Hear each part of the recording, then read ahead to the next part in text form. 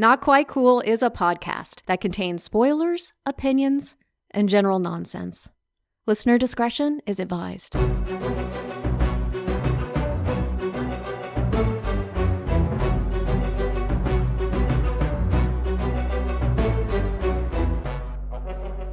I have to? You look like a grape fell on the carpet. You look like a Civil War general with alopecia. You look like a werewolf that needs to be on Rogaine. That's good acting right there. Saying it the second time as if you're saying it for the first time. That is to be that sharp in your tools, to be able to the spontaneity right there. Keeping it alive. Well, it's so fucking bright in here. Good Lord. Probably because all that salt and pepper that you got reflected. There we go. Oh, we turn all the lights off. There we go. Guys, you can't see this. Welcome back to the podcast, Not Quite Cool, but I'm here with Chad Dowdy, and we'll ask how Chad is in a second. But we're also here with a dollar store version of Santa Claus himself, Robert Brago, who's for the first time in his 973 years on this earth has grown facial hair, and it's sort of shocking. I've known Rob for a long time, and he feels like he's trying to fit in with Chad and myself. I mean, the sad part is, if any of you know Adam Boyer, I've been growing this facial hair as long as Adam Boyer's been growing his, and his is down to his knees, and this is 2 years of facial hair. This is sad. It looks like you took sandpaper and did it on your chin and the skin is missing. Because I just almost see bone. It's just white. Yep. Chad, crazy how white Team America. You know the surgery. That's what he looks like. That's exactly what it looks like. How white that is. I gotta Sharpie that shit in. Yeah. I'm in a couple minutes, I'm gonna get a pizza delivered here, so I might have to step outside and get my pizza in a minute, just because pizza. All right. I'm drinking coffee. Chad, what are you intaking over there? A little bit of water. Oh, nice, healthy, cleansing. Well, that sounds lovely. Well, speaking of healthy and cleansing, let's get the show on the road and let's talk about the reason that we're here, guys.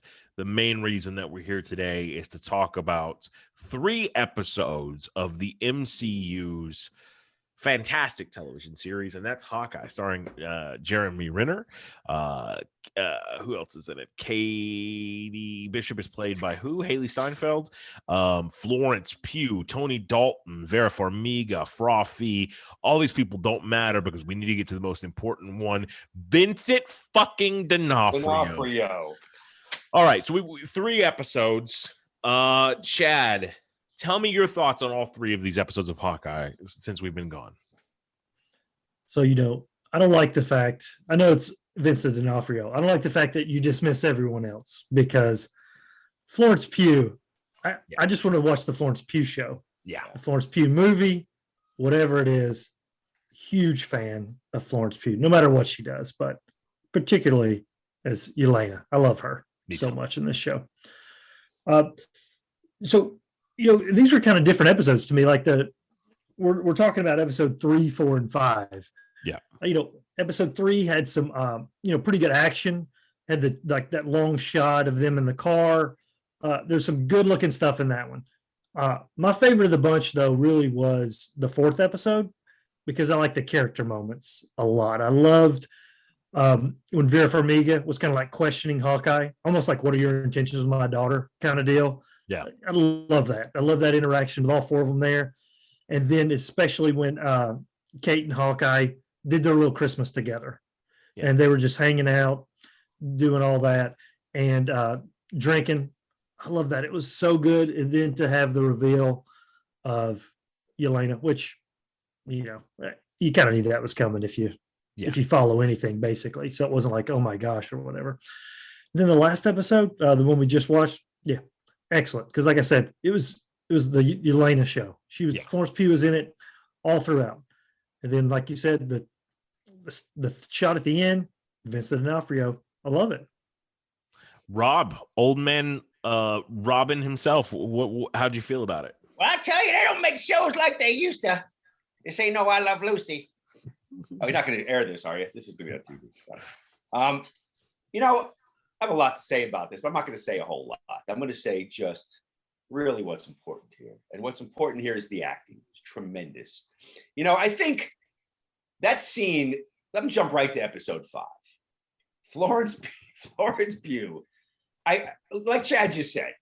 And this show is littered with top tier actors.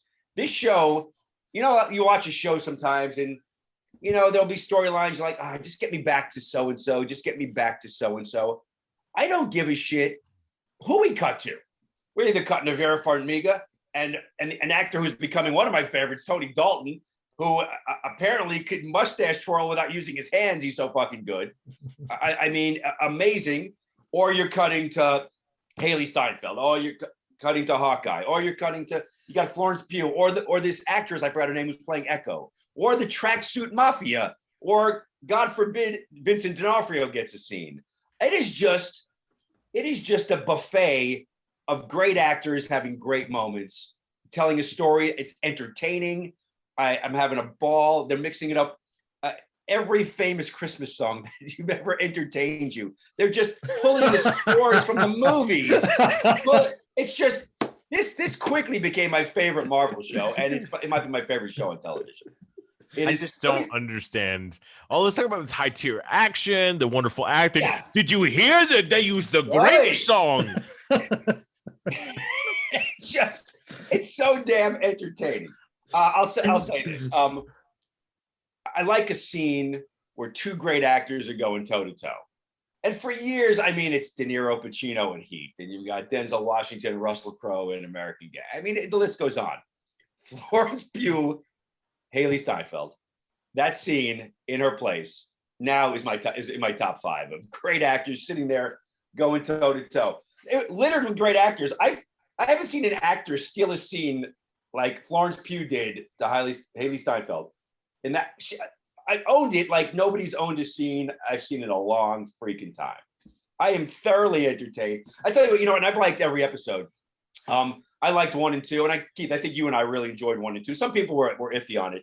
Yeah. But and I don't remember who directed those first 2 episodes, but Bert and Bertie, and I'm not familiar with their previous works yet, and I should look them up, but have done episodes 3, 4, and 5. And look, and obviously it's a function of the script, and the story's changed a little bit. But goddamn, if it didn't really just jump to a new level in 3, 4, and 5, and you certainly have to look to them for their direction and their eye and the way they shot things. Because we jumped into 3, and immediately you had that oneer in the car, and the action just really pumped up. And again, a function of the script as well. But just a damn entertaining show that I think, I heard ratings wise didn't jump out of the gate the way some of the other ones had. But I think longevity wise, I think people are going to find this show over time. And I think this will be the one that will, as far as what we've seen so far, it will surpass the others in ratings and views over time. Because I just think across the board, it's just the most enjoyable. It's most relatable. I know, I'm digging it. And again, I love the other shows. This show is just a ball to watch. Go ahead. I think, to me, it's not even necessarily about the ratings for the MCU anymore. It's about what I think their new tactic is. We're going to give you so much, and we're going to give you a man for all seasons. Here's everything. We're giving you all that you could possibly want. And so even if you haven't been a fan of us so far, you're going to find something in this pastiche of things. And I love all the shows so far. I think Hawkeye has had some brilliant moments. I want to I knew from the moment in episode 3 when the uncle laughed, I knew that was Vincent D'Onofrio. That laugh sent chills down my spine because it's like, oh my God, they're really going to do this? Because I still don't believe Daredevil's going to be in Spider-Man, but I still that was a moment that made me think things were possible. I love the scene where his hearing aid is out. He's on the phone with his son, and Haley Steinfeld has to translate. That's one of the best scenes the MCU has ever constructed. It's great. It is great. And I love, it's excellent. Florence Pugh is brilliant. Talk about owning a character and just making her so lovable. And she could also be threatening. And I think it's done a great job because the Haley Steinfeld that we have is charming.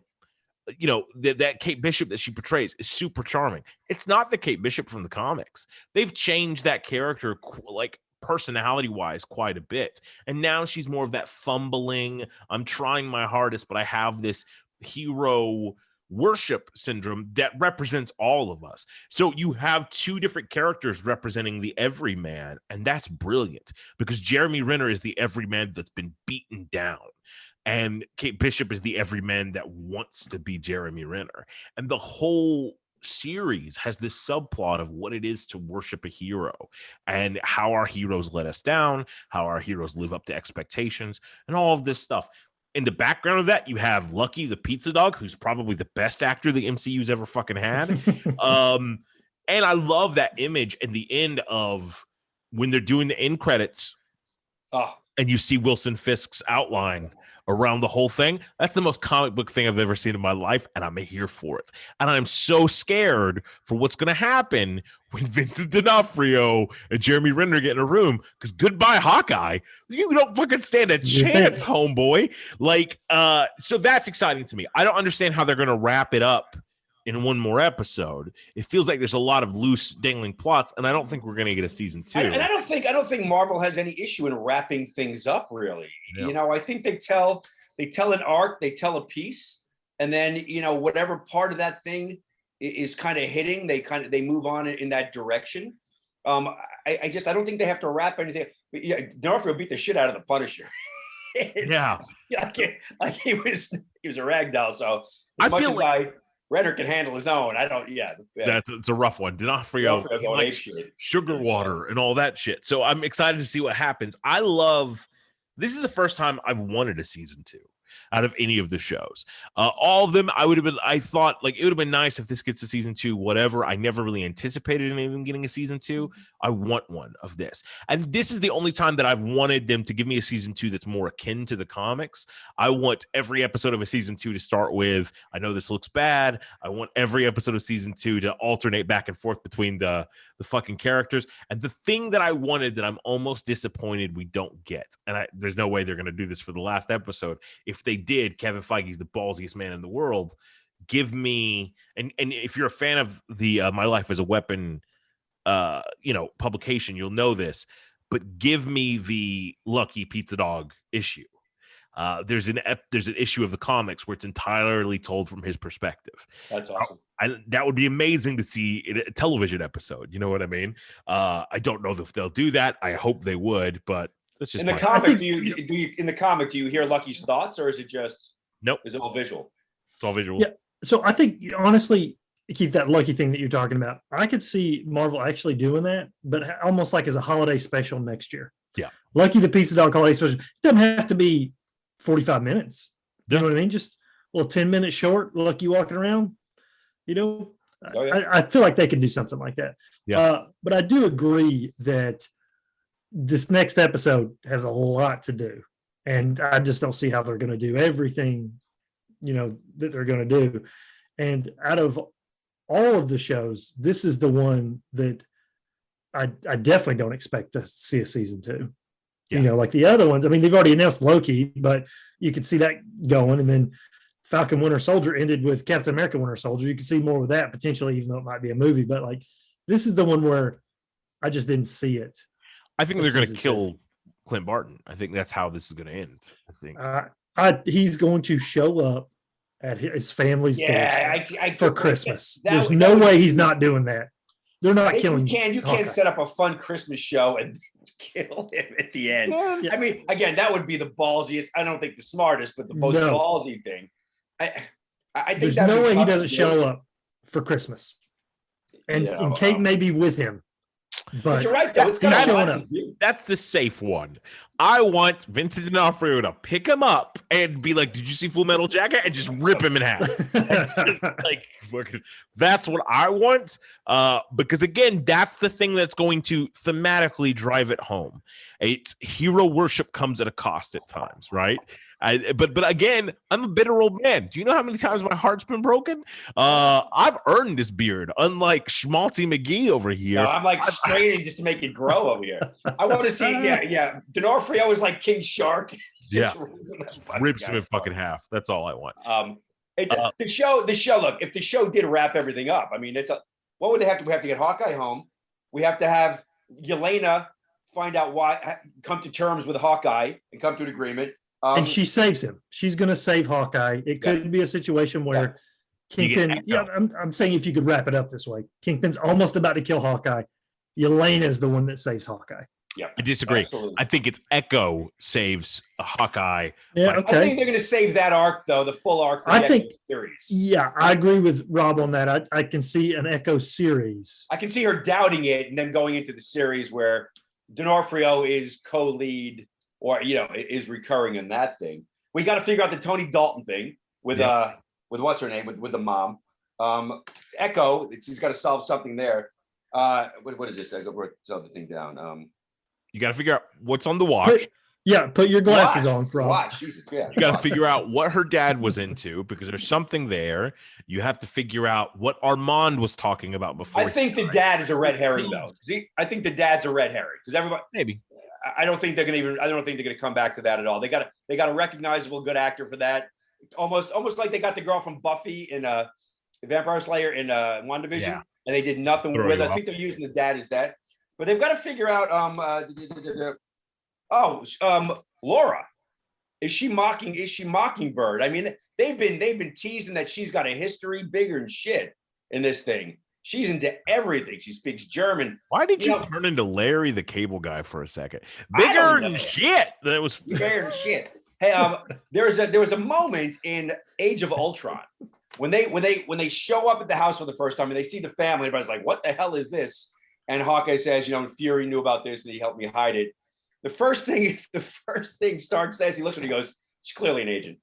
Yeah, like he said it's Stark, but I think that was a hint and a tease that they got this great actress that down the road they were going to pay it off. I think that was a joke that now they're going to sort of retcon into being reality. They are great at doing that. They're great at looking back and going, "See what we did," and just 100%. But I would love it if she turned out to be Mockingbird. Me too. Because like Shield, I didn't really pay attention to Agents of Shield or whatever. I know it had a Mockingbird in it, but that's your loss, my friend. Yeah. I don't know about that. I'll be the flag. But yeah, we have to solve that witch thing. We have to figure out who killed Armand. We have to figure out why they killed Armand. What's the relationship? How does Elaine Bennis fit into all of this? I was going to ask, what is actually what's confusing to me is what is the hierarchy of Yelena getting hired? Because Val goes to her. To me, Val works for the government, whether it's covert or some shifty group. Is she below Kingpin? Is she above Kingpin? And where the hell does Eleanor fit in? Who calls who to get Hawkeye? Well, I think the Kingpin is the Kingpin. Like his name implies. New York City, though, not of the government. New York City. But also, nobody ever told you that Val was in the government. She walked around like she was in the government. Crazy homeless like people she was walk around like they're superheroes. But that doesn't mean they're the Justice League. She talked like a government person. So clearly. And listen, Rob would know because he's been in like 50 movies where he's government agent number 2. So. Yes. Agent number 4. Look at my resume.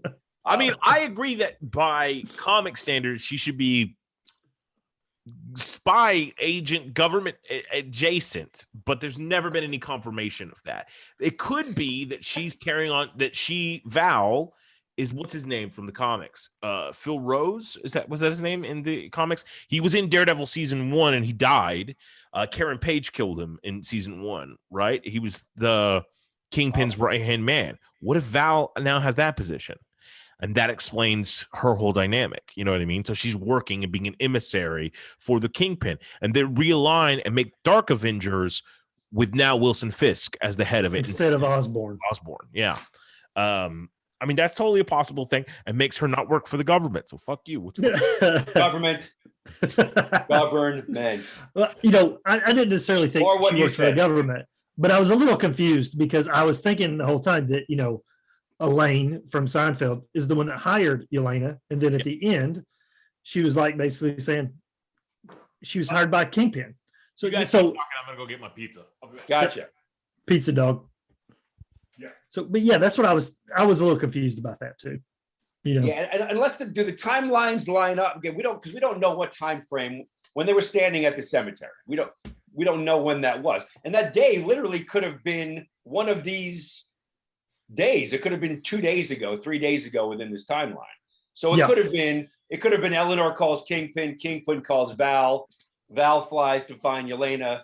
Yelena shows up. I mean, it could be within 4 or 5 days of this. You know, they know Hawkeye's in the city. You know, Eleanor's she's got her security company. She knows Hawkeye's in town. She's got something big going down. She wants him taken out. Whatever that is. I don't know. Yeah, I do think though that last episode, the opening was awesome. Awesome. I like, you know, we talked about this before, how, you know, when we go back to the Battle of New York, you're from a different perspective. It's the same thing with the snap. Yep. You know, when you see people disappearing or coming back, I just loved how she disappeared, how they did the transition and she came back. It was awesome. The first time you saw it from the perspective of the person who snapped. Well, as far as the continuous through line. Yeah, because you know, it lasted a second. She literally exactly. It's a blink of an eye to her, or whatever that was. You know, some great. As far as being a fan, they can go back to the Battle of New York and the snap for the next 30 years with characters. Just characters let us know where they are, and I'm good every time. And then after the snap, we know that Black Widow has died, and the first thing she says is, "You know, I've got to find my sister." We got to find you know. And you would think that the person she's talking to knows Black Widow died because she's an Avenger. Do you know what I mean? Not necessarily, because if you look at the timeline, she comes back when Ruffalo snaps his fingers, right? So Ruffalo snaps his fingers. Right. Everybody comes back. Thanos bombs them. The Avengers just got back without Natasha. That's true. Yeah. So nobody knows that.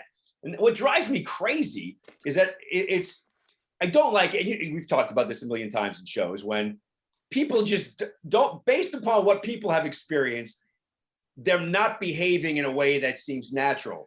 When Yelena snaps back in and comes back into the house, this person who vanished in your house shows up 5 years later. You know, as the woman of the family, you know that half the planet's been gone for 5 years. You have to be freaking the fuck out.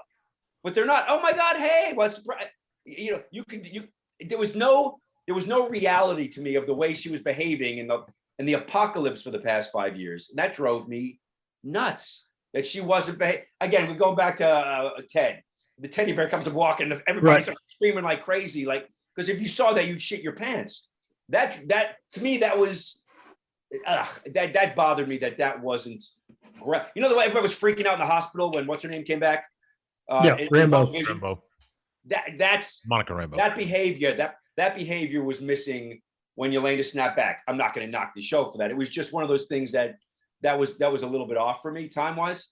You know, it was weird. I watched it early. I don't know, Keith, you probably watched it at 3:00 in the morning. Yeah. I got up early here and I was a little tired. I was watching it and I don't know if my eyes blinked. I was still kind of like this for a second. When I don't know if I missed the first of her turning to ash, but I saw the walls changing for a second, and I stopped for a second. I was like, "Is this the multiverse?" Because it looked to me like the way Venom's room changed at the end of. Oh, we talked about this at the end of the last Venom movie, and then I paused and I went, "What the fuck? What did I just miss?"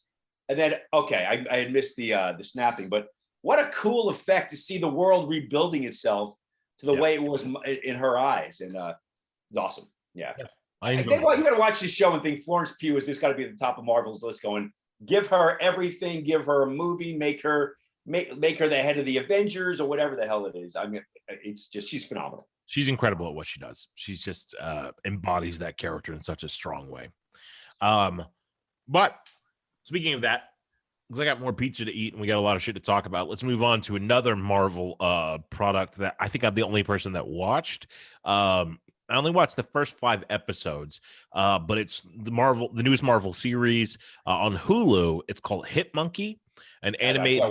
I got it queued up. I haven't watched it yet. It's an animated series starring Jason Sudeikis and Fred Tastas Cory, who used to be the voice of the Incredible Hulk. It also has Olivia Munn and George Takei.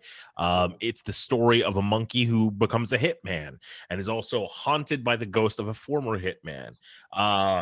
I'll say I fucking love it. It's done in an animation style very similar to Archer. It's produced in Georgia, but the entire thing is set in Japan. The thing that's interesting about it is it does not go for jokes. It's taking itself seriously the entire time, and it's a show about a killer monkey, which is kind of crazy. But it feels more like a comic book, specifically the Daniel Way comics that it's sort of inspired by. It flows like one of those comic books in a very genuine. It evokes what that experience is like, and so I can't recommend it enough. It is bloody as fuck. There is one scene where there's a car accident and a hit monkey surfboards a guy's face into the pavement and shaves his face off, and it's just nasty, but it's awesome. And you get like a couple of cool characters. Fat Cobra shows up, Silver Samurai shows up, and so it's like some of the deep cuts Marvel sort of stuff. But if you get a chance to watch Hit Monkey, I highly recommend it. A lot of fun. Also, all the other animals, they speak to the monkey, but they do it just through captions, so they don't actually have the dialogue. Only humans speak, which is a great cool little gag. But that was a Christmas present to me. But I think a Christmas present that Chad had checked out was the film 8-Bit Christmas, directed by Michael Dowse, starring Neil Patrick Harris. What did you think about 8-Bit Christmas? I don't think you're going to like it, Keith. Yeah, bah humbug Christmas attitude, So no, you're not going to like it. Listen, it was a cute movie. Is it going to like join the pantheon of classic movies, Christmas movies? No, I don't think so. But it was still good and enjoyable for like my generation that wanted a Nintendo. There were so many things that was exactly the way it was. I mean, they nailed it of, how you felt when your friend had a Nintendo and you wanted one. All you wanted to do was play. Your parents didn't want you to play. They wanted you to play outside. All of that stuff, they nailed it. There's a very funny part in the movie where he's talking about the Power Glove. And I had the Power Glove, and it was crap. And while we were watching it, I was telling Maggie and Stephanie, I said, what's funny about the Power Glove is that it sucked. For the movie, they're acting like the Power Glove is awesome. And then when he actually starts to use it, it sucks. And then Neil Patrick Harris, as the narrator, goes, the thing about the Power Glove is that it sucked. And I was like, that's so funny because that's exactly what I just said to them. So, I mean, it was like they nailed the stuff like that. So, I mean, it was just like a fun Christmas movie. I'd say if you like some, that generation, check it out. Except you, Keith. Yeah, I'm probably going to hate it. I always think of the Power Glove. I never could afford the Power Glove. Apparently, Chad was rich as fuck when he was a kid. But the two, I think I got it from a yard sale. I think maybe after the fact. He got it like last week. When he got the Power Glove. I paused the movie as soon as it showed the Power Glove. I paused it and ran out and tried it real fast. I've got to relate to this. I have to relate. I always think of the Power Glove from Freddy's Dead, The Final Nightmare. Freddy uses it to kill Breckenmeyer, I think. And then I think of what was the Fred Savage movie that like made the Power Glove popular? The Wizard. The Wizard. That's what it was. That's the one that I watched. I'm like, that looks so fucking amazing. But yeah, I always heard it was shit. Anyway, this next thing I don't think is shit, though it might rub it, roll around in this shit every now and then, but I think it's a fantastic movie. I couldn't think of what to say. I'm kind of high. It's a movie that I saw, and I think Rob saw at least the opening credits of, and that is a Nicolas Cage flick that we talked about before. That is Pig. It's a short, right? It was about 15 minutes long. That's not true. Rob, what did you think about the 5 minutes you saw of Pig? I think it was so good. I'm going to go back and watch the rest of it. It was one of those I started late in the evening. I loved it, and then life got in the way. But I did hear the room, not the room, but his work of what I saw was really good. And he was nominated actually this year for Best Actor in the Critics' Choice Awards for Best Actor in a Drama. So I will get back to it. And I believe we're going to be talking about what looks like a phenomenal trailer for what they call the Nick Cageiest of all movies of all time, which we'll get to shortly. So the Nick Cage assance will continue in our conversations. But I'll probably finish watching that movie tonight, Pig. It looked good. I loved Pig. I thought Pig was probably my favorite Nicolas Cage movie I've ever seen in my life. Wow. Because I expected it to be John Wick, and it is not John Wick. I kept expecting it to go a specific path, and it would always just take a detour. And Nick Cage's character is weird It's not the way humans behave, because I think Nicolas Cage hasn't mastered what humans do yet. And it does have John Wick elements, and then we're going deeper into what this world is and its own version of a Continental. But he's a very quiet, reserved man who the world beats down. And that's literally manifested in the film itself. And there's another actor that shows up that I don't want to ruin for anybody, but he shows up as sort of the main antagonist. And they go toe-to-toe in a beautiful way. And it's just fun to watch. One of the main characters is the kid from Hereditary. Mm-hmm. The one that Payman enters. And he's phenomenal in it. He's a sniveling little piece of shit who you start to see a little bit more of his character as the movie progresses. I can't recommend it enough. Even if you don't like A24 films, I think this would be one that you might enjoy. I don't know who doesn't like A24. You know, the best thing to come out of that review was what might be the most masculine thing I've ever heard come out of you, and that was the way you pronounce detour. Will you say that again? Detour. Did I say it like detour. Cookie Monster? Is that what I said? It was where it took a detour. It was almost like finish him. That's weird. That's weird. You know, Keith, you can't spoil it. It's okay. I know that the antagonist is John Travolta, and it's secretly Face Off 2. That would be phenomenal. That would be phenomenal. It's a much more classy character than that. I think Travolta was busy doing, what the fuck is the name of that movie that Fred Durst directed? I think he's doing the sequel to that. About the guy who's obsessed with the actor. What the fuck is the fan? Not the fan. The Fanatic. The Fanatic. I think he's doing the Fanatic part 2. But speaking of Nicolas Cage, I'm not the only one who watched a Nicolas Cage movie this time. Chad watched the following film directed by Sion Sono, and that's called Prisoners of the Ghostland. Chad, what'd you think about Prisoners of the Ghostland? I thought it was super crazy, but like not really in a good way.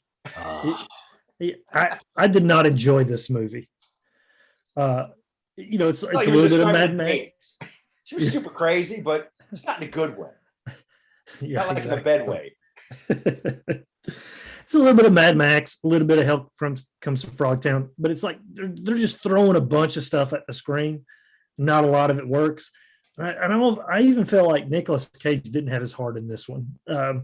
There's one scene where he screams testicle at the top of his lungs. I felt like he was feeling it that day. Yeah, maybe. Yeah. But the rest of the time, yeah, I would not recommend this one. I wonder if that's why he signed up. He's like, I gotta do that testicle scene. Exactly. That was it. That's going to be like on his scissor reel, screaming, "My testicle!" So that was the only takeaway from the movie. Okay, well then let's get back to some good stuff, and that reminds me of this next thing that I watched on Disney Plus, the documentary. They call it a series. It's more like a magnum opus, but The Beatles Get Back, directed by Peter Jackson. So if you're unfamiliar with what this is, after I want to say Sgt. Pepper's Lonely Hearts Club Band, the Beatles were going to do another album, but they were going to write it in 14 days and then perform it live in front of an audience, coming in with no songs whatsoever. And the BBC wanted to document the entire process. But it didn't work out the way they had planned, and it resulted in their final concert of all time on top of buildings. And that footage has been hidden for 60 years. In addition to that, the Beatles during the process became very uncomfortable with the fact they were being constantly recorded. So they would turn their amps up near the microphones to distort the sound so nobody could hear them talking. But nowadays, Peter Jackson found ways to get rid of the guitar sound, and you can still hear those conversations. And it's just 3 episodes. Each one's about 3 hours long, looking at them, and it's amazing. It's amazing. 3 hours left. Yeah, but it's like, I'm a Beatles fan. I even worked at Abbey Road for a while, and I thought I knew what the narrative of their breakup was. Did they have a coffee shop at Abbey Road? Oh my God, I hate you so much. Actually, they do, but let's keep going. I didn't work there, but at the coffee shop. But what would it be called if they had like a nice little Beatles themed coffee shop? I'm trying to think of what it would be called. Can't buy me coffee. Yeah, Can't Buy Me Coffee. Yep. All you need is Java, maybe. I don't know. We'll figure it out. So they have these ups and downs, and we're seeing them falling apart, but we're also seeing what made John Lennon and Paul McCartney work so well together. There's moments where Paul McCartney is being asked a question. He's like, ask Yoko. She's the artist of the group. And he's like praising her. And you see Yoko and Linda like hanging out, talking about their nails. And it's so fucking weird and disorienting from the way we often depict who they are now. But the coolest thing, I think, if you're a creative, is you're seeing them come up with these songs out of nowhere. It starts from him hitting like 2 or 3 notes, and 15 minutes later, he has the basic riff for Get Back. And so you're watching this entire song form. If you're a fan of the Beatles, I can't recommend it enough. If you're just a fan of the creative process, I think it's often nowadays a sort of in thing to sort of diminish the Beatles' influence. But I think they are unquestionably the most influential band in all of history, whether it be through their music, but also they invented looping the way we know it. All modern recording is based on what they did. So they really impacted the music industry and pop culture in a way that few have ever rivaled. And I don't know that any band has ever surpassed. So Get Back is just... give Peter Jackson all the fucking awards, man, because he did a great job doing this. Yeah, so there's that one. Let's on my list. Yeah, On my list. It's wonderful. This next one, let me move this around. I did not see, but it seems like it's appropriate for this time of year.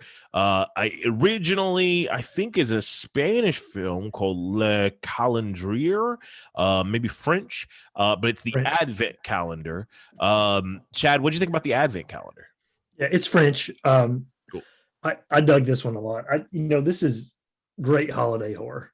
It's something to check out. If you like horror movies, you might like this one, Keith. There's not a whole lot of schmaltz and stuff with this. Good. Basically, it's like every day she's got to open the Advent calendar and something crazy happens. Something horrible happens. And she, because of the rules of the Advent calendar, she can't not open the next day. You got to finish because you've started, that kind of deal. Okay. You know what I mean? The lead actress, she is great in this movie. She's very good. I've never seen her anything, but yeah, she's French, I would guess, so it's not like I've seen a ton of French films, but she is really good. It's a clever concept. My favorite, I feel like Christmas horror is Better Watch Out. Mm-hmm. That one's like really good and clever, but I like this one. It's up there with Better Watch Out. This is one that, I could see revisiting, every once in a while during the holiday, on a yearly basis or something. It was pretty cool. And is this on Shudder? Where is this one? Yeah, it's Shudder. Yeah, What's, Shudder. what's it called again? The Advent calendar. Thanks. I'll have to check that out. That looks fantastic. Another thing that I thought looked fantastic, but I think I was alone in it, so I watched it by myself, but I enjoyed it immensely. There's another documentary about a band. It's called the Sparks Brothers. This documentary is by Edgar Wright, and it profiles the history and the story of the band Sparks, which is comprised mostly of 2 brothers, Ron and Russell Mael. And what a weird fucking movie this was. Is that not a mockumentary? Is that legit? Is that? Yeah, it's legit. It's 100%. Oh, okay. For some reason, I thought it was a mockumentary. Okay. I think Rob's remembered the trailer. We talked about it. Yeah. Because I think even when we were having a discussion, we were like, is this real? And I had heard of them in passing. I had one album of theirs prior to this, but I enjoyed the documentary so much I started going back and listening to their albums. But it has all of these amazing musicians like talking about how influenced, whether it's Red Hot Chili Peppers, Beck, Duran Duran, all these people. And then it also has like Mike Myers and all these comedians talking about how influential this band was. And they're weird as shit. And their music is weird as shit. And Edgar Wright's sensibility just sort of matches that.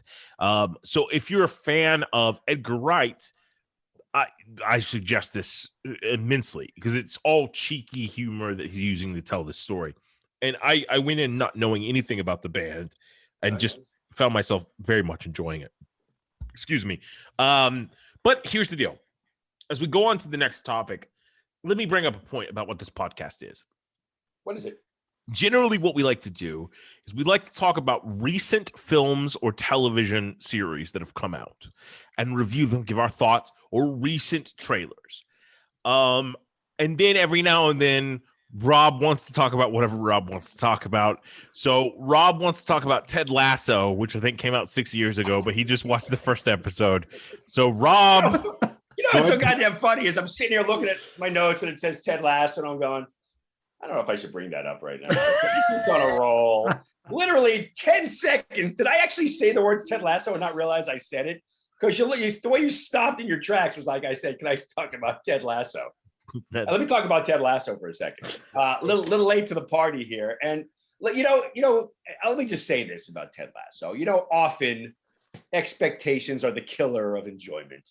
And when the bar is set so high,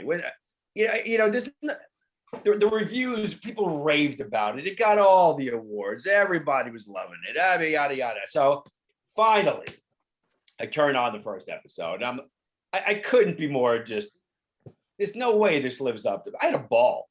I had an absolute ball. The show is so positive in it's the way this lead character goes about it.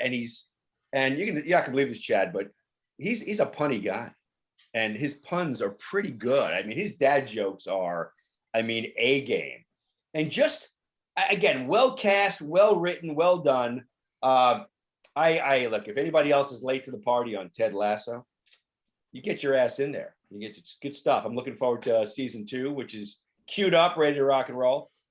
Jason Sudeikis, you know what? I watched it going. There's a reason he's getting $1 million an episode now to write, produce, and star in that bad boy, which is nice. Apple Plus, $4.99 a month, or free if you buy an Apple product. I don't know. Well, I was just going to say, tune in next month when Rob reviews the first episode of Game of Thrones. That's going to be riveting, guys. Yeah, I was going to say Mary Tyler Moore, but I hear it's action packed. I'm gonna start reviewing I Love Lucy for the release of the movie that's coming out on Amazon Prime now. The Ricardos. I think it's already out, but that's fine. That's fine. Is it out? Yeah. Is it out already or not? It's out at theaters, but I think Prime is maybe a little bit like a week or two or something like that. Gotcha. But that takes care of all of our movies and television series that we've watched. Now let's dive into the trailers. Everybody's favorite section of the show. Coming soon.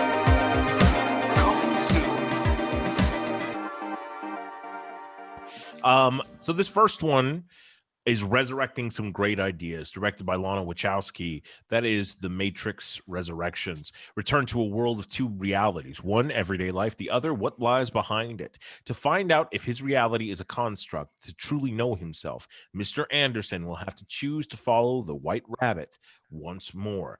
This stars Keanu Reeves, Carrie-Anne Moss, Yahya Abdul-Mateen II, Jessica Henwick, who you might know from Iron Fist, one of the greatest Marvel shows, Neil Patrick Harris, Jada Pinkett Smith, Priyanka Chopra Jonas, Christina Ricci, Lambert Wilson, Andrew Caldwell, Toby Onwumere, Max Reimolt, Joshua Groth, Brian J. Smith.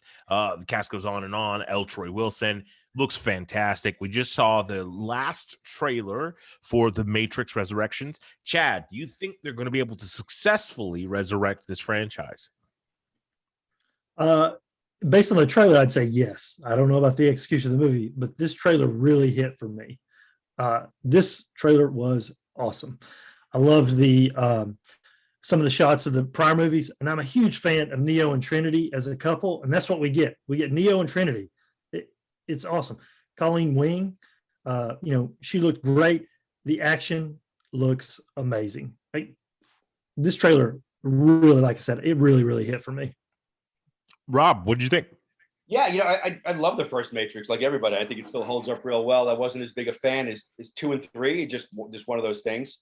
I think, and I wasn't even looking forward to this one, to tell you the truth. And the trailer hooked me. I'm a huge fan. I think over time too. Not that I didn't appreciate Carrie-Anne Moss. Keanu's great. Keanu's gotten better since the Matrix movies. I think just better on camera. Not that he was bad, but better on camera. Carrie-Anne Moss, I've come to appreciate.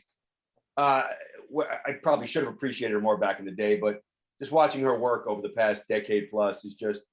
I look forward to her in anything. And the fact that the trailer really, a lot of focus is on her, and she seems to be a real focal point of the story. I can't wait to see this. And it looks awesome. Like the Wachowskis, I've always had a great eye. Visually, everything's stunning. So I have no doubt that it's going to be, just as great looking as a movie can look these days. Huge fan of Keanu, Carrie Ann Moss. I can't wait to see it. It's missing a couple actors I would have liked to have seen back, but shit happens. So yeah, I'm looking forward to this. Again, whether I see it in the theater right now or this HBO Max thing, as much as I kind of go, I got to go to the theater. It's kind of nice just having it pop up on the TV in the room. Thank you, Keith. And I'll see it, whether it's in the theater or on TV or both will be in it. But yeah, I'm in. Looks good. Yeah, same here. I mean, I love the first Matrix, especially. I'm a huge fan of the Wachowskis just in general. I think they're nerdy. I think they're interesting. I think they find a way to tell whatever story they want to tell in a very personal way. And they're very open about their connection to the material. One of the things I don't like that's become more prevalent is legacy sequels, in the sense that they feed off of nothing but nostalgia. I talked about it in, I think, our previous episode when we were talking about Ghostbusters Afterlife, that there's an element of member that can become too much for me, because I want you to still offer me something new. And so when this trailer first started, I was very wary of, is that what we're doing? Are we just cycling over the same ground? Is there going to be anything new here? But I think the Wachowskis are intelligent enough to find a way to give a reasoning for why we're exploring the same area again. Keanu said something to the effect of, in an interview, he was like, whoa. But also he said, like, just the way the original Matrix really depicted how we use the internet, then this new one found a way to talk about social media and the internet and a cyber age for now that's relevant to now. And I hope that's the case. I also fear that there is this level of having your thumb on the pulse that's only possible if you are of the age of whatever eon you're living in. You know what I mean? Like Ridley Scott, I think, is a fine director sometimes, but I think he's a little past it, especially like blaming cell phones for his movie not doing well or whatever the fuck he did. Those damn cell phones. But especially if you're telling a story that is technology centered in a way, hopefully you've kept abreast of the times and are able to do that. But that's just my thought. But and I know that might seem like me overthinking it, but that's what the fucking Matrix is about. Overthinking everything, So I don't know. That's my Stop thought. overthinking it. Oh, you're probably right. But that's not the only series or IP that is being resurrected. This next one is as well. It started off as a sketch, then it became a film, and now a new television series starring Kristen Wiig, Billy motherfucking Phantom Zane, Sam Elliott, Lawrence Fishburne, Ryan Phillippe, Timothy V. Murphy, Joseph Lee Anderson. Where the fuck? I'm going through the IMDb. Will Forte. Will Forte, who stars as the character, is like 9 pages down.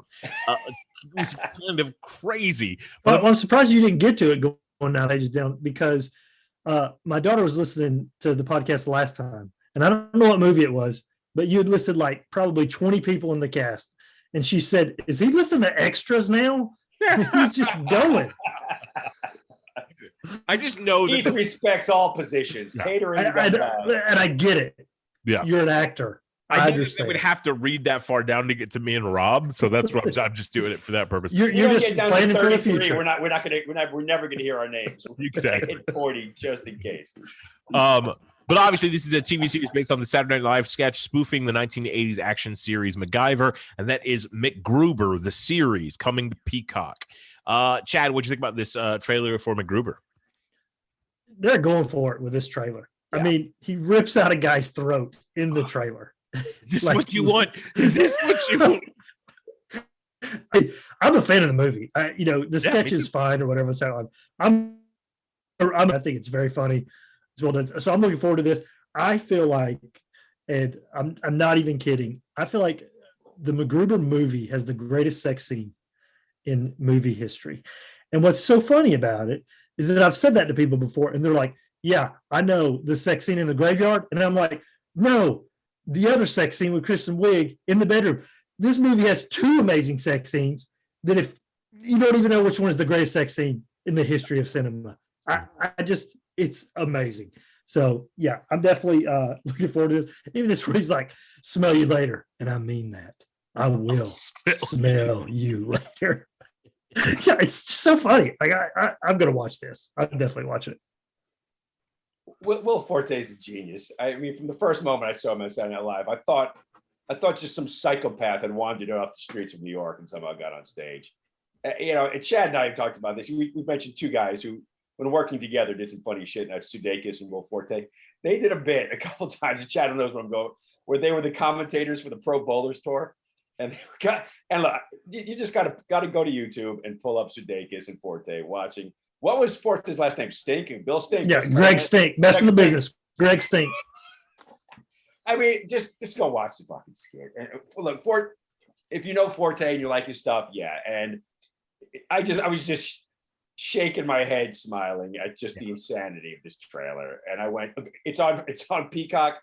Yeah, you know, if it's on my TV, yeah. I'm not going to not turn it on and just laugh at what he gets away with and what he gets to do. He's if you like Forte stuff, you like this.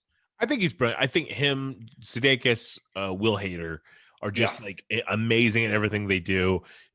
Forte's done a lot of like South Park stuff. Last Man on Earth was brilliant. Fucking love. He did a Ted Turner impersonation on Conan for a long time, like riding a stuffed buffalo and then demanding people to be executed. And I was like, as a Georgian, that's exactly what it's like. And so I'm excited for this. Is this the first Saturday Night Live spinoff to become a series? I mean, there's been tons of movies, so I wonder if think of one. I can't think of one either. So I don't know. I'm interested to see what this opens up the doors for. I mean, are we going to get a Ladies Man show? What's going to happen? Who knows? But I love this reemergence of old things. And this next one is cutting through the competition. This next one is going to be premiering on Netflix, rated R after nearly 50 years of hiding. I'm doing really cool special effects. I don't know if you guys can notice. After nearly 50 years of hiding, Leatherface returns to terrorize a group of idealistic young friends who accidentally disrupt his carefully shielded world in a remote Texas town. Directed by David Blue Garcia, written by Chris Thomas Devlin and Fede Alvarez, who I think works on like the Don't Breathe movies, I want to say. Starring Alice Krieger, Elsie Fisher, Mark Burnham, Nell Hudson, Sarah Yarkin, Mo Dunford, Alwyn Ferrere, Jacob Lattimore, William Hope, Jessica Elaine, Sam Douglas, and Joylyn Coy.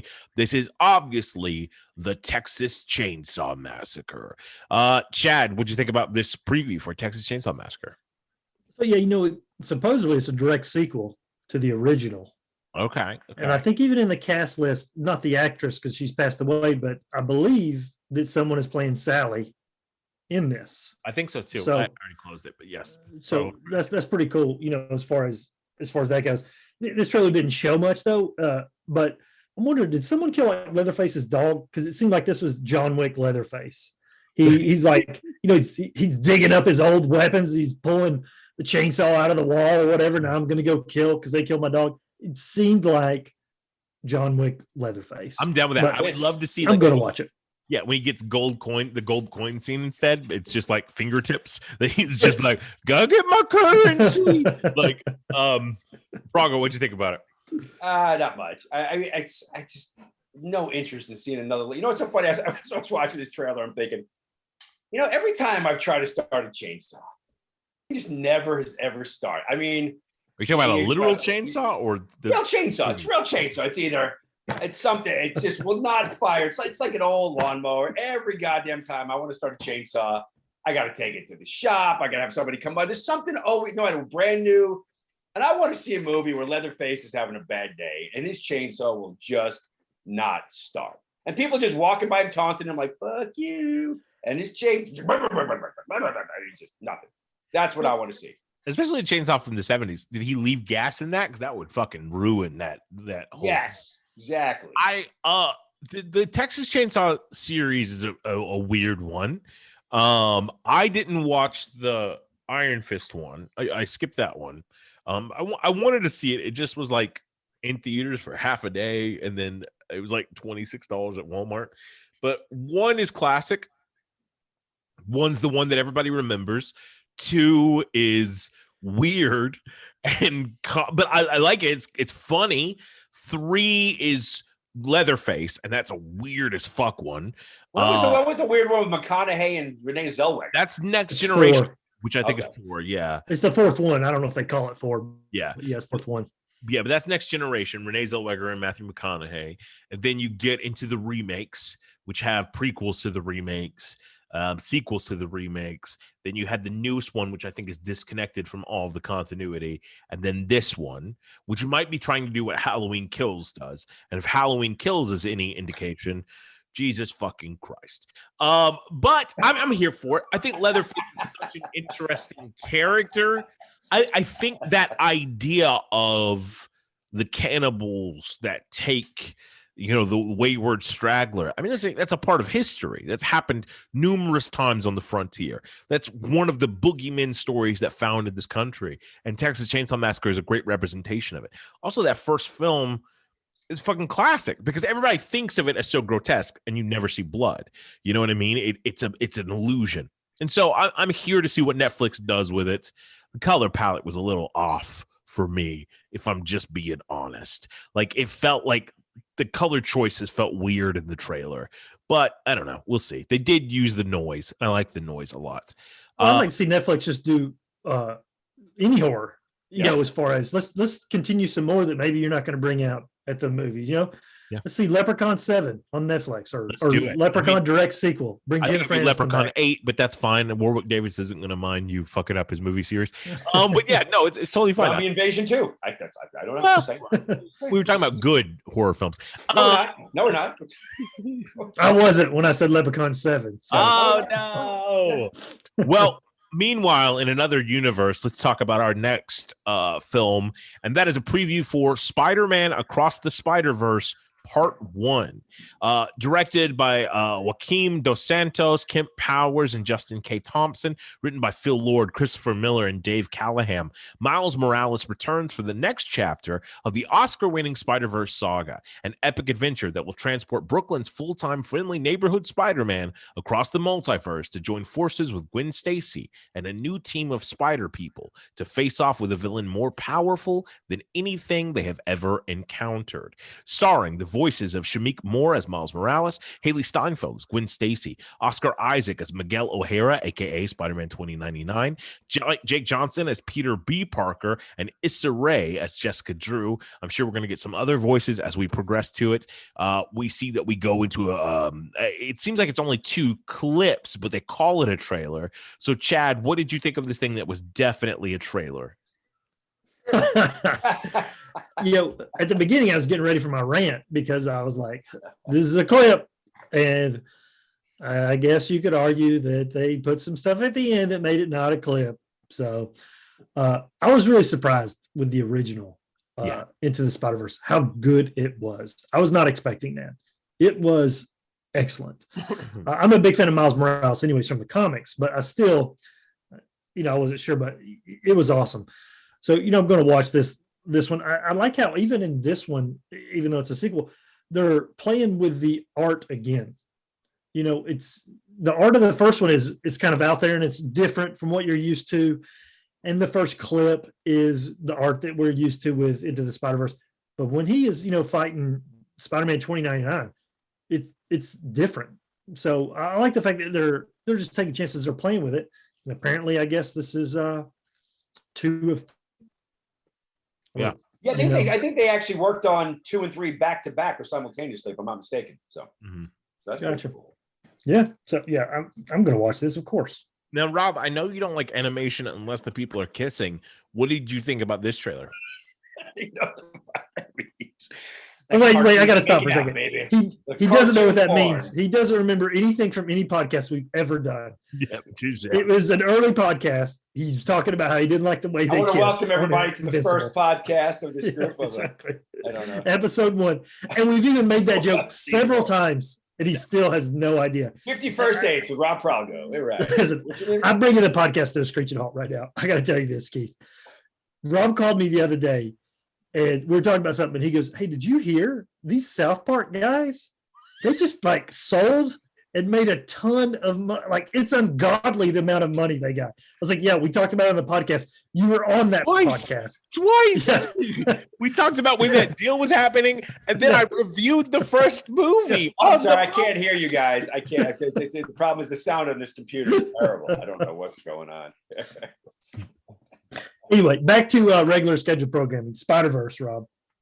Are they making out in this thing? That's all I want to know. Not a huge fan of feature-length animation.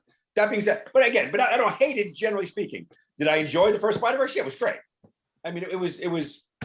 I went into it reluctantly, and come on, it was it was so well cast, and that voice cast was great. The animation was groundbreaking and interesting, and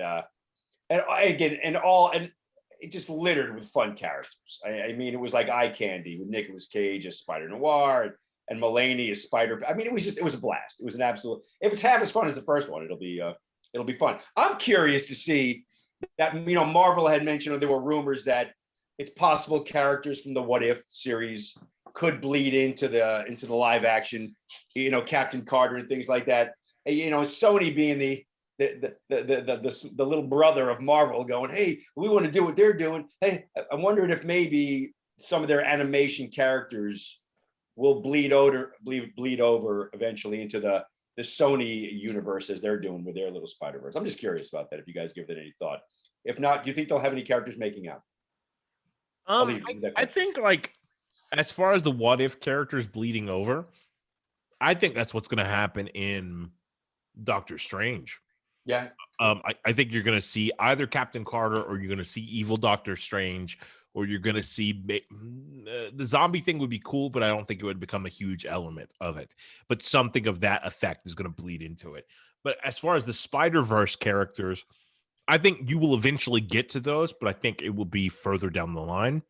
When Tom Holland doesn't want to be Spider-Man anymore, that's when that's going to step in. But I think, like, with this one, I'm here for it. I loved Into the Spider-Verse. I thought it was amazing. I think that's the movie that makes all of what the MCU is doing now possible, is because they saw how successful that was. And I wonder what Spider-Mans you're going to get. Like, I think you'll get Japanese Spider-Man is going to show up. I think you'll get punk rock Spider-Man. I think you'll get Bagman. My favorite one is Man Spiders, who is a bunch of spiders who take the form of a man. Yes. And it's fucking creepy, and I hope they do. Will you get Electric Company Spider-Man? That's all I want to know. You probably will, to be honest. The fact that Into the Spider-Verse parodied the Sam Raimi dancing Spider-Man, that lets me think, like, they're willing to be, any place there was, they will tap every keg. They will, especially Lord and Miller, like they're about that, So I'm here for it. I'm ready to thwip into it. I don't know if I'll thwip this next one good. It is a television series starring Alan Ritchson, who played Leonardo, I think, in the Michael Bay Turtles movies. Malcolm Goodwin, Willa Fitzgerald, who I like a lot. I like her. Kristen Kruk, who I like a lot. She was Lana Lane from Smallville. Bruce McGill, Chris Webster, Maxwell Jenkins, Harvey Golan, Curry Graham, Mark Ben David, Willie C. Carpenter, A.J. Simmons, and Leslie Frey. This is the Amazon Prime series of Reacher. Jack Reacher was arrested for murder, and now the police need his help, based on the books by Lee Child. Obviously, Jack Reacher had 2 films starring Tom Cruise. This is kind of like that, but they added 7 feet on top of the main character. Chad, what did you think about the trailer for Reacher? So, it's funny you're talking about that other girl that's in Smallville, because, the main guy, he's from Smallville too. He was Aquaman in Smallville. Oh, shit. Really? You probably wouldn't notice, because this dude looks like he is roided to the max versus what he looked like in Smallville. Yeah. He looked freaking huge in this movie. Mm-hmm. I'm not going to watch this either, probably. Yeah. I mean, there were some clever lines in it or something, but it just felt like it was, I just really felt it didn't seem very exciting. It felt like it was missing something. Like, I don't know. I just wasn't feeling it. I'm going to step in. Rob, you'll get to go in a second, but more like Reacher round is what it felt like to me. I didn't think there were any clever lines in it. I thought that was more clever than anything they said. It just felt like by the book cheesy. The action looked dumb. Like, it just felt cheap in a weird way to me. And I know they spent millions of dollars on it, but it's just, I don't know. It didn't look appealing to me at all. Rob, what about you? What'd you think? Yeah, I read a few of the books, and they're a fun read. Yeah, the character in the book is, I think, 6'7". He's 280. The reluctant hero who, when he does find himself, he's enthusiastically reluctant hero when he's kind of wandering. He's sort of Cain walking the earth, and it's a cool character is written. And the first movie with Cruise was a lot of fun. I thought the second one went off the rails. Funny story. So Alan Ritchson, I thought he was one of your Teenage Mutant Ninja Turtles. He got discovered on American Idol. I don't know if you remember that, you guys, before your time. He made it to California, and he's kind of acted like a lunatic, and got himself noticed and started doing some work. Chris Miller, a guy that we all know here in town, a filmmaker, made a little indie film about going back about 10, 12 years now. And he got Ritchson to play the lead in it. And they were here in town, and we got to work on it a little bit. He was a great guy. He was a lot of fun to work with, down to earth, very cool. They make him look gigantic. I mean, again, I don't know how big of a dude he is. He certainly seemed like, I'm trying to look for it. He certainly seemed like maybe 6'2", 6'3". He looks, I mean, everything's low angle. I don't know if he's working with little people. He looks massive. But there's that shot, Chad, you're not kidding. He looks like he hasn't stopped doing push-ups in about 30 years. He is just massive in this thing. Man, I thought it looked fine. It'll get a fun little action movie, a fun little action TV show, but it'll be what it'll be. I dug the books, the handful of books I read. Fun little thing. I'd like to, if the action looks good, I'll watch it. If not, we'll see. We'll see how it's cut. Yep. No. Rob's down for some man action. Sounds great. Let's go on to our next. We got cartoons making out in it. Yeah. So our next trailer, I know that Chad's gonna love. I'm gonna love it a lot. It's an A24 film. It looks awesome. Directed by Dan Kwan and Daniel Scheinert, known collectively as the Daniels. Starring Michelle Yeoh, Jamie Lee Curtis, Stephanie Su, Kei Kwan, James Hong, Andy Lee, Audrey Wasilewski, Anthony Molinari, Amanda, Brian Lee, Peter Boniface, D.Y. Sao, Pablo Ramos, and Emmett Ferguson. This film is called Everything Everywhere All at Once. An aging Chinese immigrant is swept up in an insane adventure where she alone can save the world by exploring other universes, connecting with the lives she could have led. So talking about Spider-Verse bleeding out into the rest of the world, Chad, what did you think of this multiversal adventure that Michelle Yeoh is willing to go on for us? This trailer looked wild. It to me, it didn't necessarily look like an A24 film, but I think at the end of the day, it's going to be more A24 than what we're seeing in the trailer. Okay. I don't think this movie is going to be as good as the trailer makes it out to be. Yeah. I think we're seeing all the cool stuff, and that's it. Yeah, I'm the bah humbug guy. Rob, what did you think of this trailer? I like the title. I like that it has 5 words in it. I like when everything everywhere. It seems to encompass a lot.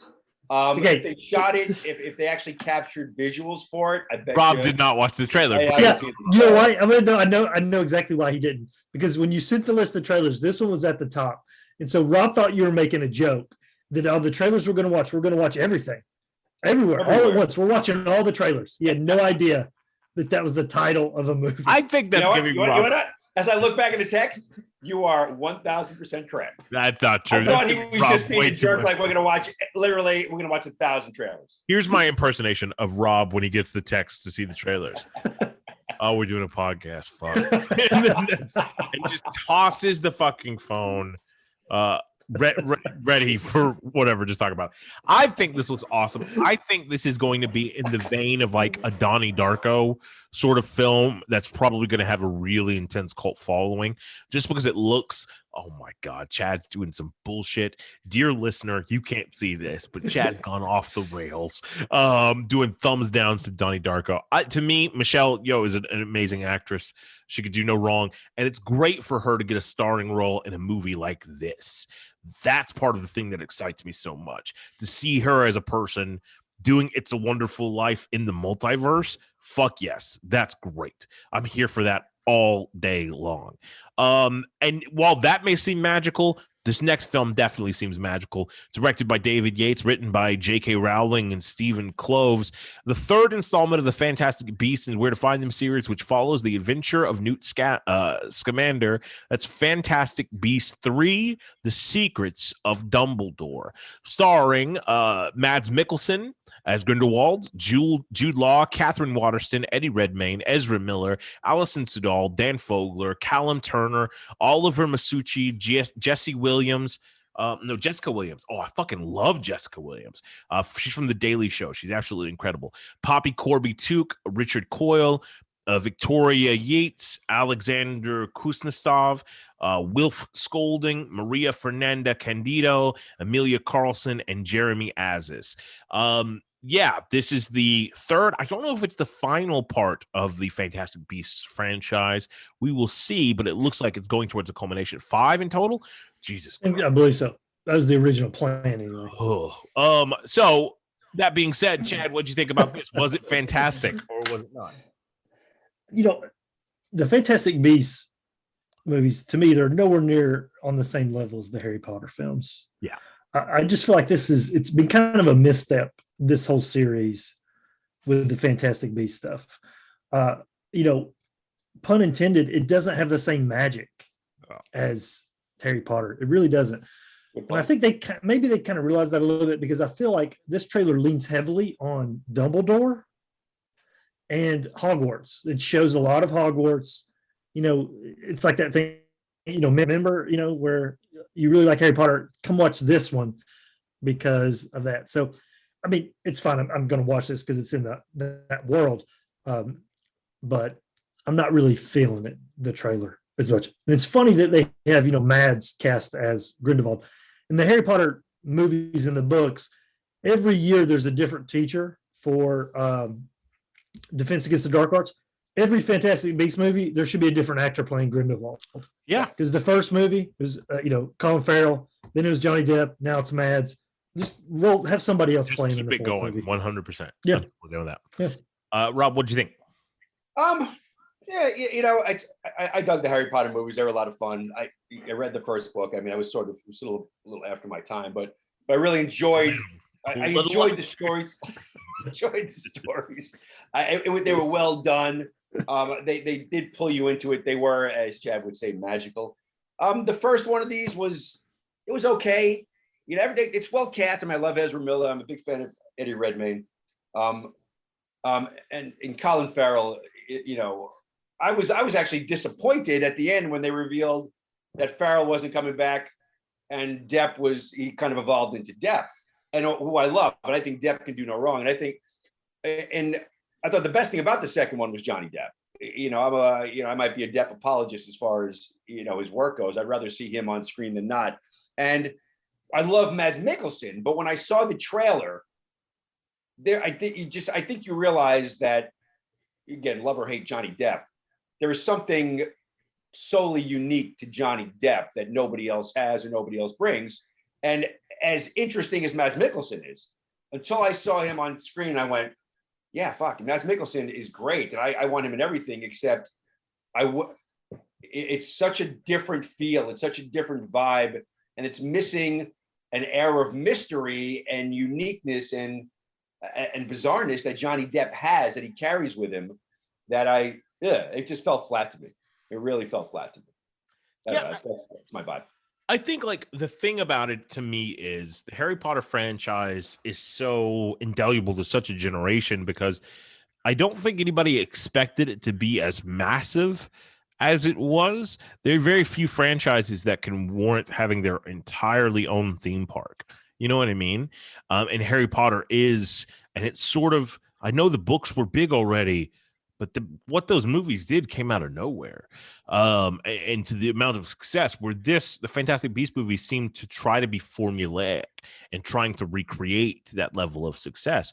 And Rowling is a controversial figure in of herself, but I think one of the shortcomings that it has is Voldemort's a fucking perfect villain in almost every way, played to perfection by Ralph Fiennes.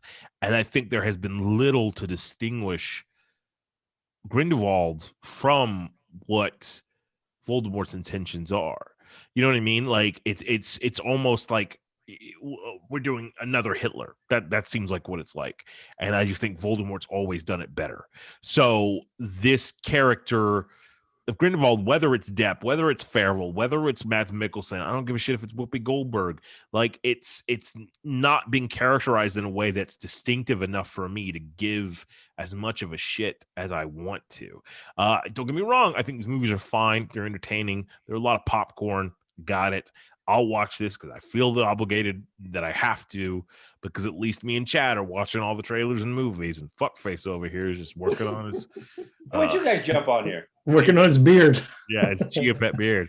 Full-time job, baby. Full-time. But yeah, I don't know. I'll watch it, but I'm not really stoked about it, and I don't think I'm really stoked about this next one, though it looks pretty. It's a television series coming to Paramount Plus. Aliens threaten human existence and an epic 26th century showdown. TV series based on the video game Halo. Created by Stephen Kane and Kyle Killen. It stars Pablo Schreiber. Who else is it star? Natasha Meckelhone. I don't know how to say her name. Yaren Ha. Bokeem Woodbine, who is amazing in everything he's in. Jen Taylor, Shabana Azmi, Olive Gray, Charlie Murphy, Kate Kennedy, Bentley Kalu, Natasha Kulzak, Danny Sapani, Ryan McParlin, and Casper Knopf. This is the television series Halo. What did you guys think about the trailer for Halo? Chad, what'd you think? You know, I played the game a little bit. You know, I enjoyed the game. It was a game? Yeah, exactly. I all got respect. I'm more of a GoldenEye guy, though. That's my first person shooter, really, is GoldenEye. Halo's fine. I'm just going to have to see more. This was just a tease. I mean, they didn't really. This is more like, hey, this is Halo, guys. We're doing Halo. Because it hasn't this. I feel like this has been in like development hell forever. Ever. Yeah. They've been trying to make this forever. So just the fact that it's actually happening and you see Master Chief, you know, that's kind of cool, I guess, but I need to see a lot more. Okay. Rob, how'd you feel? Chad, you say you're more of a golden shower type guy? What is Yep. Exactly. Ooh, Chad likes to get peed on. Thank you. I like sci-fi. Good cast. I mean, Bokeem Woodbine is always cool. Natasha McElhone is a great actress. Pablo Schreiber, good shit. Yay, Paramount Plus. That's all I'm saying. Yeah, Paramount Plus been very, very good to me. I'm going to support Paramount Plus. The home team. Yay, Paramount Plus. You're Paramount Plus. And keep crying. I feel like he's like, everybody should have Amazon Prime. Everybody. Yeah. I have food in my fridge. Thank you to Paramount Plus. Thank you. I home team. You go anything you have. What is the accent you are doing? What accent? No accent. Baseball been very, very good to me. I don't know what. That's what you're doing. That's what he's doing. Okay, got it. It's a sports reference, Keith. You're not going to get it. No. It was Saturday Night Live a billion years ago. But Rob's also not going to get any more work based on that accent he's doing. So I feel very, very good to me. I'm joking. Paramount Plus. You hired me. I'm going to watch your shit. Thank you. I don't give a crap what you meant. Even if it's full-length cartoons that were hand-drawn, I'm watching it. Paramount Plus. God bless you. Yeah. That's right. That's right. Yeah, like you want me to watch, you hire me. That's what I'm saying. Well, Paramount Plus hasn't hired me in a couple months, so fuck them. I don't give a shit about Halo. I don't really like the Halo game. I wonder if they're gonna try to do this Mandalorian style and keep the hat on Pablo Schreiber the entire time. I hope so. I hope that's the Master Chief we get. There's potential for it to be really cool. But I don't know. We'll see. I think Halo fans make me dislike Halo more than the actual content of Halo itself. But that's so true, because some of my friends love Halo and they're like, oh my god, Halo, and I'm like, it's fine, guys. Calm down. Exactly.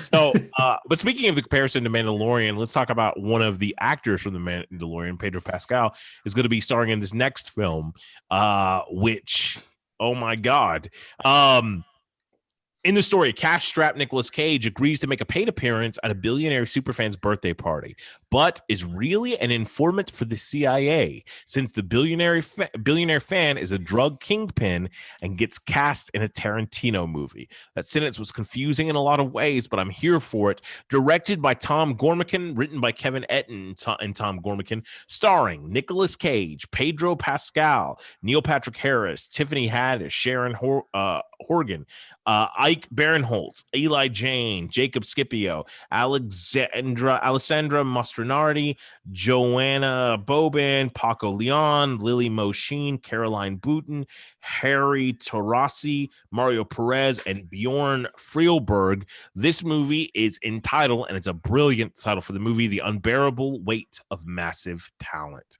What do you guys think about the trailer for this film? Chad, how'd you feel about Nicolas Cage becoming Super Nick Cagey? I smiled the whole time watching this trailer. I love this trailer. I want to watch this movie right now. It looks so good to me. It looks so funny. The fact that he's playing himself, I'm on board 100%. If this was on right now, I would be watching this right now. If it came. Same. You know, it reminded me of you guys when Prime first kind of launched the Jean-Claude Van Johnson. Loved it. Loved it. I absolutely loved it. This looks like that, but on Nick Cage drugs. Yeah, the insanity of Nick Cage. Yeah. Hey, if nothing was going to jumpstart him to have more fun again in Hollywood, holy shit! I don't think he's been lacking fun in Hollywood. Yeah, I guess. Yeah. Some weird ass movies. Yeah. I love that whole section of like, is that supposed to be me? That's the most gaudy thing I've ever seen. I'll give you $20,000 for it right now. That was awesome. Yeah. I love Nicolas Cage having the cojones to make fun of himself and just go for it. And yeah, I'm here for this. Totally. And plus, it looks like it's going to be a buddy comedy with him and Pedro Pascal. Yeah. Sign me the fuck up. That's awesome. Looks great. Yeah. Let's ironically speed through this last one that we have because this is our last trailer, guys. A sequel to the 2020 live-action feature film Sonic the Hedgehog. This one is creatively titled Sonic the Hedgehog 2. Directed by Jeff Fowler, written by Pat Casey, Josh Miller, and John Whittington. This film stars Ben Schwartz as Sonic the Hedgehog, Idris Elba as Knuckles, Colleen O'Shaughnessy as Tails, Jim Carrey as Dr. Ivo Robotnik, James Marsden as Tom, everyone's favorite video game character, Tika Sumpter, Natasha Rothwell, Shamar Moore, Adam Pally, Lee Majdoub, Ted Barba, Antoine Eilish, Andrew Kirchik, Vladimir Raymond, and Vladimir Ruchik. Two guys named Vladimir right there. That's pretty fun. What did you guys think about the trailer for Sonic the Hedgehog Part 2? Chad? You know, I like Ben Schwartz. I think he's very funny, but I feel like the combination of him as Sonic, it's annoying. I find Sonic, not in general, but in these movies, I find Sonic annoying. Even in the trailer where he was like, "Return to Cinder," I was like, "That's a really good Sonic." I was like, somebody just punch him in the face, and then lo and behold, that's what happens. So, you know, it's neat, you know, that Tails and Knuckles are in it, you know, but yeah, no thanks. I have no connection to the video game. The last video game I played was Asteroids, probably. And I'm now old enough to get the senior ticket at the movie theater. But I actually enjoyed the first movie. I found it fun. I found the character Sonic a little endearing. The cast I thought was great. Jim Carrey was, you know, in full Carrey form, having a ball, chewing up scenery. I had a ball with it. That being said, this trailer got on my nerves. But the sequel, it just felt like they just leaned way too hard into the annoying as opposed to the empathy, the endearing. I just went, this trailer, I was literally glazed over halfway through the trailer. I was done. So I'm gonna think fondly of the first one. Probably not gonna watch the second one. I'll probably watch. I really did enjoy the first one. I was always more of a Super Mario fan, just because I was poor and I couldn't afford the Nintendo Power Glove or a Sega Genesis, right? So I couldn't. I had a Genesis. So. Rich kid over here, but that rich people up in Dahlonega. That's what but those attitude characters like Sonic, like Gex, like Busby, and or whatever his name was, Bubsy, whatever his name was. Those characters that had the attitude where they would always sit lean back on the logo. Like Mario never did that. Like if some like an old lady dropped her groceries, Mario would be like, "Oh, let me help," and Sonic would be like, "Serves you right, bitch," and then run away. Like, and I didn't have time for those characters. So I feel like that annoying aspect, that's like spot on for what Sonic should be. I have two problems with this trailer. And again, I'm probably going to watch it. I thought Jim Carrey was fun in the first one. Why is he not fat in this one? You're disrespecting my people if you're going to have Dr. Robotnik in it and not have him be obese. Secondly, because it's like, why the fuck are all these skinny people playing fat people? Fuck you, Colin Farrell. I'm looking at you. And I'm looking at representation. Where is the representation for fat people? Amen. And the second one is Idris Elba took me completely out of this trailer because Sonic's over there like, oh, fuck all you guys. And then Tails is all like, oh, I'm here to help. But all of a sudden, Knuckles is like, oh, brother, I don't have time for this, you twat. And I'm like, what? When did Knuckles become this?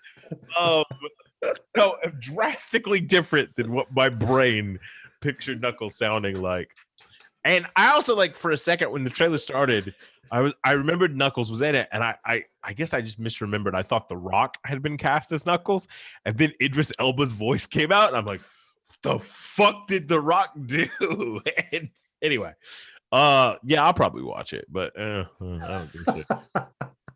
That's the end of my. That might be the best review you've ever had of a trailer. Chat my artist. Yeah, but that's all the movies and the movie trailers we have. We do have 3 passings that we have to report. One of them is more local to the Atlanta film scene, and 2 of them are more internationally known. One is the death of Anne Rice. She was 80 years old, the great novelist who gave us Interview with a Vampire, that weird movie with Rosie O'Donnell and Dan Aykroyd where they dress up as fetish gimps and shit like that, East of Eden, all sorts of stuff. She was a prolific writer, a staple of the New Orleans culture. Second is Vicente Fernandez, who was the star of Mexican screen and song. He's considered the Elvis Presley of the Mexican music scene. If you've ever seen Coco, the bad guy Coco is loosely based on Vicente Fernandez.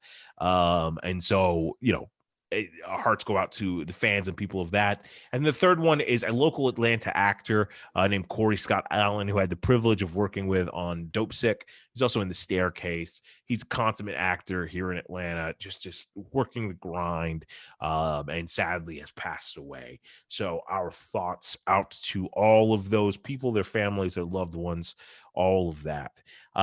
Anything else you fucks want to talk about? Or Yeah, No. Keep it up. Go ahead, Chad. I was just going to say, I think we'd be remiss to not point out that this is the eve of No Way Home. So we'll be watching that. And I feel like we should probably like get together, and even if we don't do anything else, just No Way Home review after we all watch that. yeah, Just to, because I Keith think and I that's are going to actually be. seeing it tomorrow afternoon, 3:30. We've got tickets. I know 3:30 you guys showing. suck. I work till 5, so I won't see it till 6:30. What is that thing you do? You do what till 5? Yeah, exactly. I'm not saying I have a real job and you guys don't. My job is 8 to 5. Your guys, you could work from like 3 in the morning to 10 in the morning or whatever. We could. You're all We over just the place. We don't. No, we don't. It's we could. Yeah. You think we'd be living like the way we're living if we did? No, we don't. But we'll go to the movies at 3 in the afternoon, like 2 homeless, unemployed people, and eat popcorn and just wallow in our miseries. So don't text me if Daredevil is in it or not. I don't want to know. I'll watch and see. I'm gonna go and say he's not. It doesn't I make don't sense think he's going to that be we in get it either. D'Onofrio. It doesn't make sense. We get D'Onofrio today that Charlie will not be in it. And I'm just going by the fight comment. Are you best friends with Charlie Cox? You're like, oh, Yeah. Chuck, we need to go back from wait.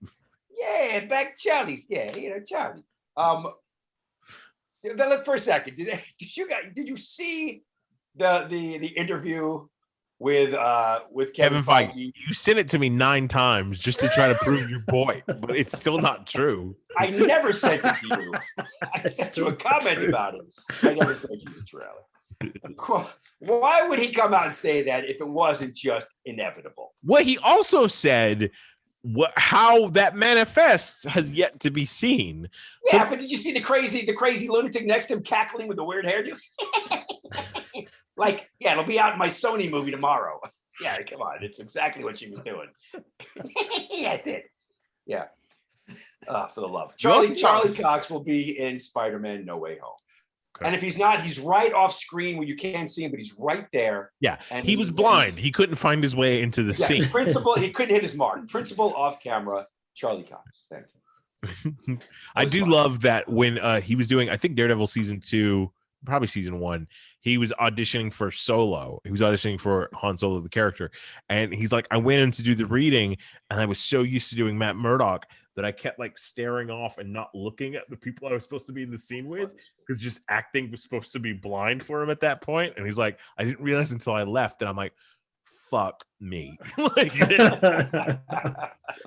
nice. Anyway. But yeah, so we'll be back soon with a review of Spider-Man No Way Home. Also, probably the last episode of Hawkeye. And on all of that, we'll just be seeing how wrong Rob Pralgo was. So look forward to that. Chad, where can the people find you? On Twitter, Chad129X. The podcast on Twitter, NQC Podcast. Fantastic. And Rob, where can the people find you? On Twitter, Rob Pralgo 129X. So you can find me. And then I'm still on Facebook. I got it. I think it's called Meta now. You can catch me there, posting about dogs that need to be adopted and shit like that. And I often go to Keith's house just to eat out of his fridge. You can catch me at Keith's house, keeping an eye on his dogs and eating his old ham. Really old ham, like 6-month-old ham. That's not even a euphemism. I'm concerned about Rob's health. Thanks so much for listening, guys. We'll hear you guys and talk to you guys later. Bye. Enjoy Spider-Man. Waka waka. Peace. Let me stop. Not Quite Cool is a podcast recorded in Atlanta, Georgia, in conjunction with Actors Teaching Actors and Bean Dip Productions. Thanks.